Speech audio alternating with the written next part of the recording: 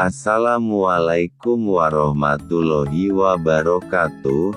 Selamat datang di channel GX Fishing. Channel ini membahas putar dimensi sejarah di Indonesia. Materi video ini diambil dari berbagai sumber. Buang energi negatifnya dan ambil sisi positifnya. Sebelum menyimak videonya, jangan lupa untuk menekan tombol subscribe, dan getarkan loncengnya. Selamat menyaksikan. Sri Aji Joyoboyo, siapa yang tak kenal dengan nama raja di Kerajaan Kediri ini? Dia memerintah dari tahun 1130 sampai 1157. Jejak kepemimpinannya memang tak banyak diketahui. Namun ramalan, sakti-nya yang populer dengan Jongko Joyoboyo dikenal dan dianggap kontekstual hingga saat ini. Mulai dari rakyat biasa hingga politisi tak jarang meyakini bahwa ramalan Joyoboyo tentang pemerintahan di Nusantara benar-benar terjadi. Bahkan pada tanggal 2 Desember tahun 1930, Soekarno mengutip salah satu ramalan Joyoboyo dalam pledoi Indonesia menggugat di hadapan Pengadilan Negeri Belanda. Seperti apa ceritanya? Kisah itu terjadi di Bandung, tanggal 2 Desember tahun 1930 silam. Sebuah sejarah Indonesia ditorehkan saat itu. Tepatnya di Gedung Denlandraat Bandoeng atau Pengadilan Negeri Bandung. Landraat adalah salah satu pengadilan tingkat pertama di wilayah Hindia Belanda selain distrik Gere, Regentschapsgere, Rechtbank van Omgang, Raad van Justiti, dan Hugerekatov. Di gedung Pengadilan Negeri Bandung itulah Soekarno membacakan pledoinya yang terkenal, Indonesia Menggugat, atau dalam bahasa Belanda Indonesia Klakaan.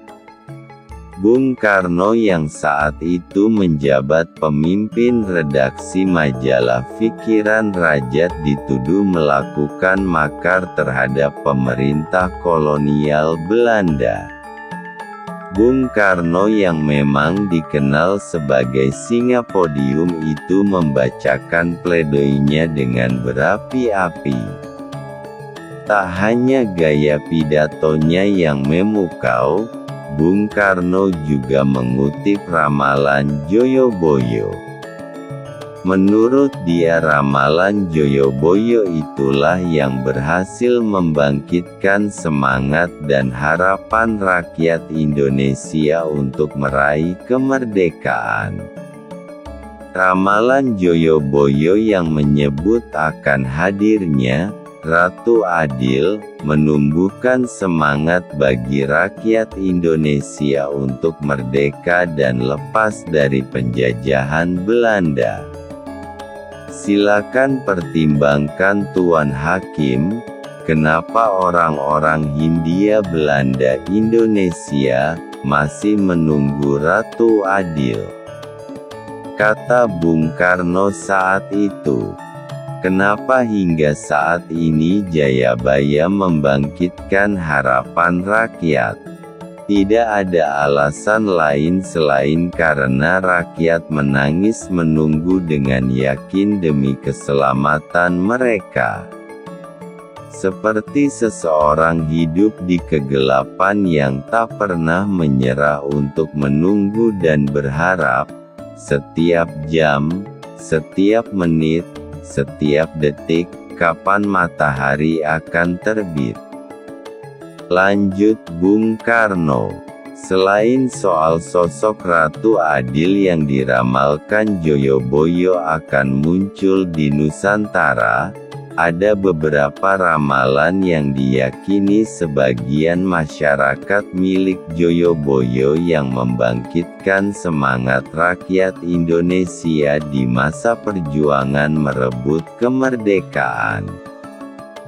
Seperti ramalan Joyoboyo yang berbunyi, ngalor ngulon abure si meliwes putih ke barat laut si blibis putih terbang. Konon maksud ramalan tersebut adalah, bangsa penjajah yang berkulit putih akan terusir kembali ke negeri asalnya barat laut. Ada juga ramalan yang selama ini juga dipercaya milik Joyoboyo yang berbunyi, si kate cebol seumur jagung panguasane, si pendek kate hanya akan berkuasa seumur jagung. Ramalan ini diartikan bahwa bangsa Jepang hanya akan menjajah Indonesia seumur jagung, atau tak akan lama. Demikian kiranya yang bisa saya sampaikan.